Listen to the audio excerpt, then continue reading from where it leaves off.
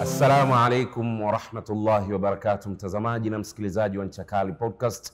Karibu sana katika Ncha Kali Podcast, ikiwa ni siku nyingine ndani ya mwezi mtukufu wa Ramadhan, tukiendelea na mfululizo wa podcast zetu za mwezi mtukufu wa Ramadhan, podcast ambazo zimejikita kuwaangazia wale ambao ni watumishi wa Qur'an katika maeneo mbalimbali. Niendelee kukusihi uwe ni mwenye kufuatilia kipindi hiki au podcast hii kila siku ndani ya mwezi mtukufu wa Ramadhan, muda na wakati kama huu.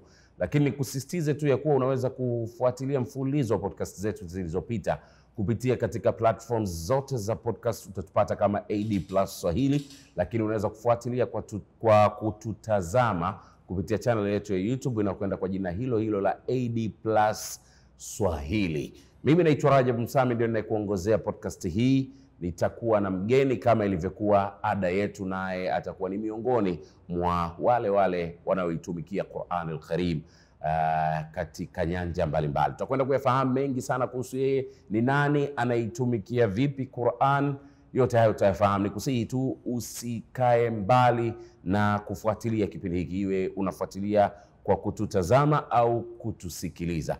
Shekhe, karibu sana katika Ncha Kali Podcast, na moja kwa moja nikupe fursa hii uweze kuwasalimu wanaotutazama na kutusikiliza, lakini ujitambulishe kwa majina na utueleze ni namna gani unaitumikia Qur'an al-Karim. Karibu sana. Assalamu alaikum wa rahmatullahi wa barakatuh. Wa alaikum assalam wa rahmatullahi wa barakatuh. Jina naitwa Saidi Omar Saidi. Mimi ni mwalimu wa Qur'ani katika shule ya Ibn Jazari. Sheikh Said Omar Said, mwalimu wa Qur'an katika shule ya Ibn Jazari.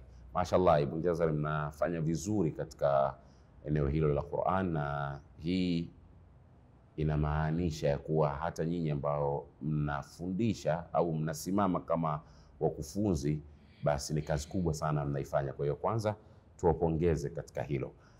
Pili, turudi katika kikao chetu ambacho ndio podcast yetu kwa siku ya leo. Tutakuwa na mengi ya kuzungumza, ikiwa ni pamoja na safari yako na Qur'an, lakini kile ambacho unakifanya kwa sasa hivi pale Ibn Jazari na mengi mengineyo ya kuzungumza. Lakini kabla hatujaanza mazungumzo yetu, kwa sababu tuko hapa kwa ajili ya kuzungumza kuhusiana na utumishi wako katika Qur'an, na tuko ndani ya mwezi wa Qur'an, tunaizungumza Qur'an, basi tupate kusikiliza Qur'an japo kwa dakika 2-3, tupate kisomo cha Qur'an, halafu tutaendelea na mazungumzo yetu.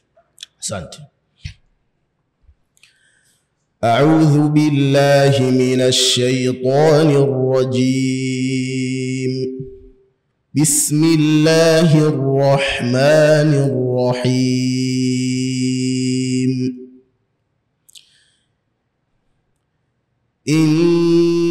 الذين فرقوا دينهم وكانوا شيعا لست منهم في شيء إنما أمرهم إلى الله ثم ينبئهم بما كانوا يفعلون. من جاء بالحسنة فله 10 أمثالها ومن جاء بالسيئة فلا يجزى إلا مثلها وهم لا يظلمون. قل إنني هداني ربي إلى صراط مستقيم دينا دينا قيما ملة إبراهيم حنيفا وما كان من المشركين قل إن صلاتي ونسكي ومحياي ومماتي لله رب العالمين لا شريك له وبذلك أمرت وأنا أول المسلمين قل أغير الله أبغي ربا وهو رب كل شيء ولا تكسب كل نفس إلا عليها ولا تزر وازرة وزر أخرى ثم إلى ربكم مرجعكم فينبئكم بما كنتم فيه تختلفون وهو الذي جعلكم خلائف الأرض ورفع بعضكم فوق بعض درجات ليبلوكم فيما آتاكم إن ربك سريع العقاب وإنه لغفور رحيم صدق الله العظيم. صدق الله العظيم. Mtazamaji na msikilizaji wa Nchakali Podcast, tuko katika msimu wa mwezi mtukufu wa Ramadhani, msimu wa podcast wa mwezi mtukufu wa Ramadhani. Huyo ni Ustadh Said Omar, yeye ni mwalimu wa Qur'an katika kituo cha Ibn Jazar kule Vikindu Mkuranga. Tuko naye leo katika Nchakali Podcast. Tutazungumza naye mengi. Mtatoka kumsikiliza, alikuwa akisoma Qur'an ikiwa ni ufunguzi au kutufungulia podcast yetu kama ilivyokuwa ada. Sheikh Said, karibu sana kwenye Nchakali Podcast, na moja kwa moja tuende katika mazungumzo yetu. Tutakuwa na mengi ya kuzungumza, lakini kwa kwanza utupe historia yako kwa ufupi, halafu utueleze ulianzia wapi safari yako ya kuanza kusoma kitabu cha Allah na mpaka hapa ulipofikia. Tupitisha hapo kwa ufupi, halafu tutaendelea kuzungumza mengine mengi sana kuhusiana na swala zima la wewe kuwa hafidhul Qur'an na kwa namna unavyoitumikia pale Ibn Jazar siku za leo. Asante. Bismillahirrahmanirrahim. Kiufupi historia yangu ya Qur'ani, kwanza mimi ni mzaliwa wa kisiwa cha Pemba katika kijiji kinachoitwa Ole Mbuyuni. Huko ndiko nilikozaliwa na makuzi yangu ilikuwa ni huko kabisa, na nikaanza kuhifadhi Qur'ani tokea mdogo huko.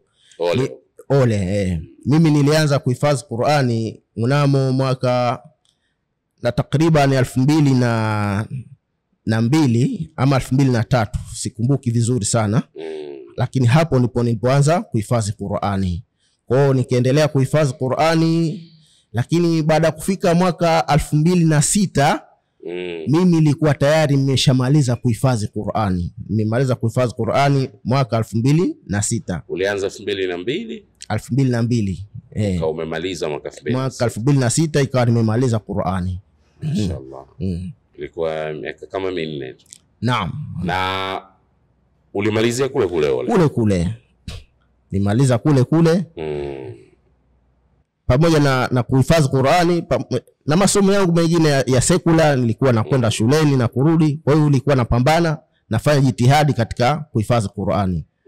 Licha na changamoto ambazo nilikuwa nakutana nazo, lakini hazikunirostisha hizo, nikaacha kuhifadhi Qur'ani. Niliendelea kwa moyo ule na mpaka kufikia muda huo 2006 ikawa mimi nimemaliza kuhifadhi Qur'ani.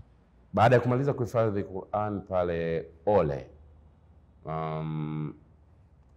nini kiliendelea? Ulikujaje huku? Uliendelea na hatua nyingine za kusoma?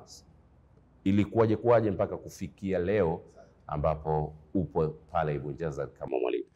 Baada ya kumaliza kuhifadhi Qur'ani 2006, kwa sababu ilikuwa bado naendelea na masomo yangu ya shule. Kwa kipindi hicho ilikuwa mimi nipo form 1 wakati namaliza Qur'ani. Kwa nikasoma, nikaendelea, nikamaliza form 2, hali ya kuwa Qur'ani yangu ipo na iko vizuri. Nikaendelea, nikafanya mtihani darasa la 10 lile, Mungu akanijalia nikapasi. Nikaendelea na darasa la 11 na la 12, yani form 4. Bado wakati huo bado Qur'ani yangu iko vizuri kabisa. Kwa hivyo baada ya hapo mwaka 2011 rasmi ndio nikapata fursa ya kuja kujiunga na shule ya Ibn Jazari. Lakini naomba mfahamu kipindi hicho natoka huko, alikuwa nimehifadhi Qur'ani, ni Qur'ani ya kijijini. Usomaji wangu ulikuwa hauko vizuri, nimehifadhi tu Qur'ani, lakini ilikuwa nondo vizuri sana, kwa sababu mtu hata akiniamsha usiku akinipiga mapande basi pengine sikosei kabisa, nikatiririka tu. Lakini Qur'ani ilikuwa Qur'ani ya vijijini kwa kweli. Lakini baada ya kufika tu katika shule Ibn Jazari, wallahi alhamdulillah, nashukuru sana, nikakutana na walimu wazuri kabisa, wakaanza kunifundisha namna ya kuisoma Qur'ani kiubora. Hapo ni baada ya kuwa umeshamaliza form 4? Nimeshamaliza form 4 hapo. Okay, tuendelee. Kwa hiyo baada ya kufika pale shule Ibn Jazari, nikakutana na walimu ambao ni wazuri kabisa, wakaanza kunifunza namna ya kuisoma ile Qur'ani vile ilivyo kiahkami na kila kitu kwa kweli. Kwa baada ya hapo ikawa mimi nasoma ile Qur'ani, naisoma, bado ikawa haijawa ile vizuri sana, lakini ilikuwa naendelea. Kwa hivyo baada ya kufika mwaka 2013 2014, sasa akaja akatokezea shekhe kutoka Yemen, Mwarabu huyu.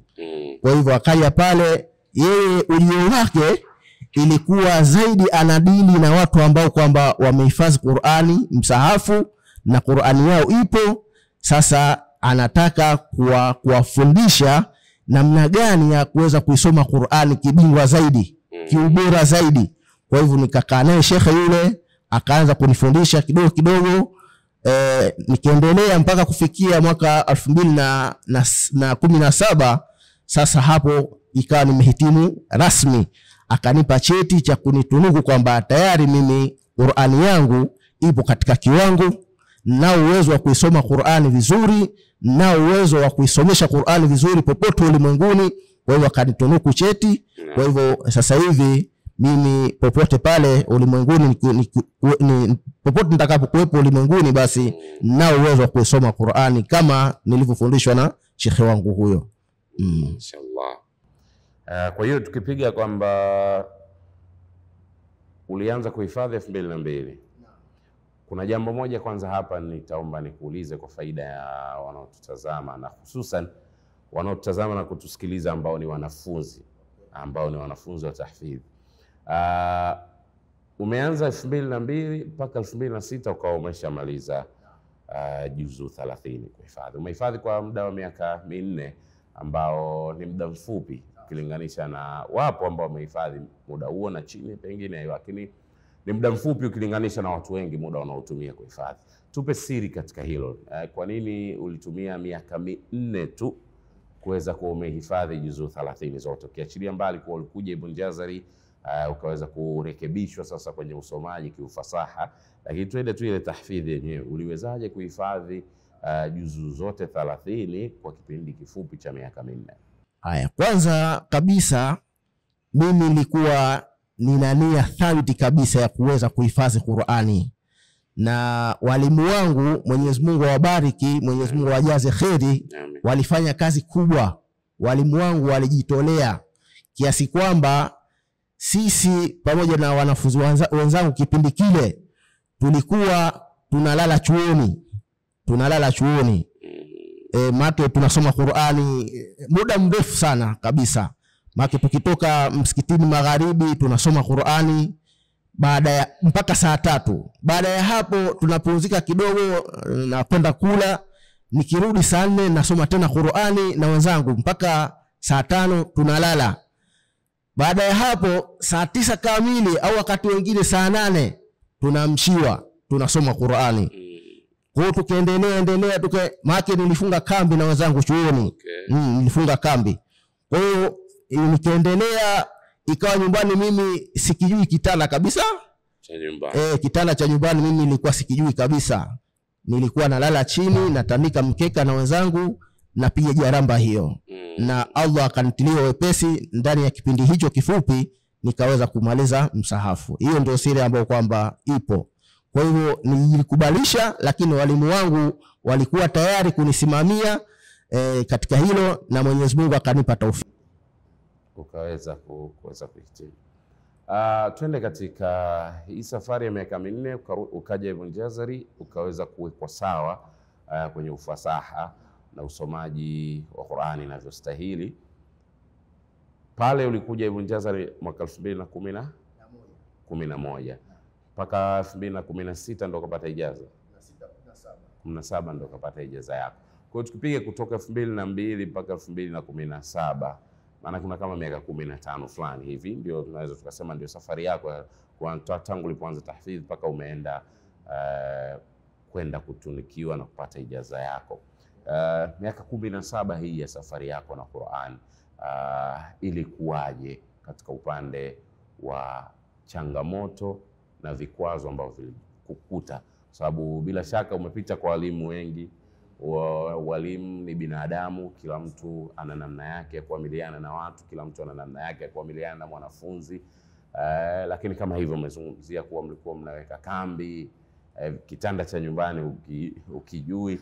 Changamoto zipi ulipitia ili ambaye anatutazama na kutusikiliza, kama yeye ni miongoni mwa wale ambao wanapigana kwenye kuhifadhi kitabu cha Allah, basi aweze kujipanga nazo na azijue kwamba changamoto hizi nitakutana nazo tu? Kwa kweli changamoto zipo nyingi, sitozizungumza zote, lakini baadhi ya hizo kwamba kama nilivyoeleza kwamba wakati nahifadhi Qur'ani nilikuwa nasoma na masomo ya shule, yani nakwenda shuleni. Kwa hivyo changamoto kwanza ilikuwa inanikumba, labda narudi shule nyumbani, labda kumepikwa tu ile chai haina kitafunio saa 7 hiyo. Nikisha swali nitakunywa chai yangu maji matupu, sisi tunaita hivyo maji matupu, au kwa lugha ya kwetu Pemba tunasema maji ya mkandaa, yani hana kitu. Wewe unakunywa, ikifika saa 8 kamili watakiwa ushafika chuoni. Na ukichelewa ukenda ukikuta mwalimu ameshafika, basi utajieleza, utakula mikwaju ya haja kabisa. Kwa hivyo ikawa najitahidi nawahi kwenda chuoni. Nikifika tayari kazi yangu nimeshaiandaa, kwa sababu usiku silikuwa nakuwa nasoma, kwa naandaa usiku kazi zangu mimi. Kwa hiyo nikifika pale napitia kidogo, tayari kazi yangu imeshakuwa vizuri na kwenda kumpelekea mwalimu. Nampelekea mwalimu, ananisikiliza, baadaye ananisikiliza na muraja, na kunisikiza kwake muraja ilikuwa hanisikilizi aya moja moja, yeye alikuwa ananipiga mapande tu katika juzu zangu zote zile ambazo nimezihifadhi. Kwa hiyo nikaendelea, lakini changamoto nyingine wakati huu wa kusoma, kwa sababu tulikuwa tunalala chuoni. Sasa unajua machoka, unasoma muda mrefu. Sasa kuna muda unatakiwa akili imeshachoka, unamshua usiku, una usingizi, yani akili haikubali. Sasa mwalimu anatulazimisha, anatufosi, lazima utasoma. Ukisinzia nenda kana uso. Nakumbuka wakati huo sisi tunasoma ni vijijini huko, kulikuwa hakuna umeme. Tulikuwa tunatumia taa za vibatali. Taa za vibatali, tunawasha taa, tunasoma. Ukisinzia labda unasoma na wenzako, basi ni hatari kwa kweli. Ulikuwa ukisinzia tu, basi wale wenzako wanachukua wale masinzi wanakupaka kwenye uso. Wanakupaka kwenye uso. Sasa ukishtuka unawaangalia wenzako wanakucheka, bwana umefanyaje, kumbe ulikuwa unasinzia. Au wakati mwingine mwalimu anatutoa, tunakwenda tunapiga mbio tunazunguka ili tutoke usingizi. Kwa ni changamoto hizo ambazo kwamba tulikuwa tunazipitia, lakini zote hatukujali, sikujali hizo. Niliona ni jambo la kawaida, kusoma ni safari ndefu, lazima itakuwa ina matatizo na mashaka. Kwa sikujali mimi, kwa ikawa sikuacha. Wazo wenzangu waliacha walipoona changamoto kama hizo, kulala chini, kuamshiwa usiku, kuacha usingizi. Wenzangu wengine wakaacha, lakini mimi sikuacha, nikaendelea na mpaka nilipokuja katika shule yangu ya Ibn Jazari. Okay. Twende kwenye mafanikio Sheikh. Umetupa hii safari yako. Kwanza ulishashiriki mashindano yote ya Qur'an? Mashindano nimeshashiriki sana. Nimeshiriki mashindani ya Pemba. Kwanza kabla ya mashindani ya Pemba, sisi nyumbani kule Ole kulikuwa na jumuiya inaitwa jumuiya ya Ole ya kuhifadhisha Qur'ani. Hiyo mashallah jumuiya, Mwenyezi Mungu wabariki wote waliomo kwenye jumuiya hiyo. Ndio ambao kwamba wamenilea mpaka mimi nikaweza kuhifadhi Qur'ani mpaka nikafika kuja katika shule yetu ya Ibn Jazari. Walikuwa wanafanya mashindani. Ilikuwa hakuna pesa za hivyo, lakini ilikuwa ni ile tasjii tu. Lakini wao walikuwa hawakosi wanakopa wanaazima, lakini alimradi kuweza kulifanyikisha jambo hili. Kwa hiyo ikawa wanafanyisha yale mashindani, wanatupa vijizawadi vidogo vidogo. Kwa hiyo ikawa napata hamasa katika lile, japo kwa lengo ilikuwa sio mashindani, lakini ni hamasa tu. Twende katika mafanikio mengine ya kimaisha kawaida. Mafanikio yapo tena makubwa. Mashaallah. Mafanikio kwanza niliyopata mimi katika maisha yangu ilikuwa sijawahi kupanda ndege hata siku moja. Mimi ndege nilikuwa naiona tu juu. Lakini kupitia Qur'ani basi mpaka kufikia hii leo mimi nimeshapanda ndege zaidi ya mara 4. Nimeshapanda ndege. Na kupanda kwangu huku sijatoa nauli yangu mwenyewe wala sijatoa gharama ya aina yoyote. Ni kwa sababu tu ya Qur'ani. Basi Mungu kajalia ikija ile fursa, basi mimi nakwenda, nalipiwa na nakaa sehemu nzuri na nakula vizuri na ninarudi kwa kweli, na bahashishi nikafungiwa kwa kweli. Hiyo ni mafanikio. Na sasa hivi ninavyokuambia, na nyumba yangu nimeshajenga, Mashaallah. nimeshatia umeme, alhamdulillah. Yote hii ni Qur'ani. Mashaallah. Sheikh, muda wetu unakimbia. Twende, nitakuuliza swali moja, mwisho tutafunga na nasaha. Tutoa nasaha kwa vijana, lakini wazazi, lakini Waislamu kwa ujumla. Ningependa kukuuliza swali moja. Umezungumza mwanzo kwamba wakati uko Ole kule Pemba ulikuwa unasoma Qur'an, lakini ulikuwa unapambana na masomo yako ya secular ambayo ulihitaji mwanzo kama changamoto, kwa sababu unataka ukirudi tu kwenye Qur'an. Kwa zama tulizokuwa nazo imekuwa ni changamoto kubwa sana, na imekuwa ni kikwazo kwa baadhi ya wazazi ambao wamekuwa si wafuatiliaji wazuri au hawajajipanga vizuri katika eneo hilo la kubalance kati ya secular na elimu ya dini huko Qur'an. Kitu ambacho kinapelekea watoto wengi wanakatishwa katika upande huu wakiachiwa ende na secular kutokana na mifumo ilivyo. Labda ratiba inabana, labda anafikia madarasa ambayo anahitajika ende boarding katika shule za serikali, vitu kama hivyo. Katika eneo hili wewe umepitia na umeweza kufaulu, ukahifadhi, ukafanikiwa kuhifadhi. Katika eneo hili una nasaha gani kwa wazazi? Wazazi mimi niwaambie kwamba kusoma sekula si sababu ya kutokuhifadhi mwanao au kutokupata mafanikio mwanao. Na naambia kabisa kwamba mwanao akihifadhi Qur'ani kwanza ni ufunguo. Akihifadhi Qur'ani basi ana uwezo wa kuwakava masomo mengine, ana uwezo wa kupasi. Kwa hiyo ninachowaambia wazazi, msiwakatishe watoto wenu wakati wapo kwenye madarasa yale ya mitihani mkasema kwamba labda atakuja kufeli. Hapana, hawezi wakafeli, ni kupangilia tu. Ukiwapangilia vizuri masomo yao wataendelea vizuri, watapasi, lakini na huko kwenye upande wa Qur'ani wataweza kupiga hatua kubwa sana. Kwa hivyo ninachowaambia wazazi, msiitikadi kwamba mtoto akiwa katika darasa la mtihani akisoma chuoni ndo atakuja kufeli masomo yake. Hapana, sio hiyo dhana ya mtakiwa muiondoshe kabisa, na muiondoshe kabisa. Ni dhana ambayo ni potofu kabisa.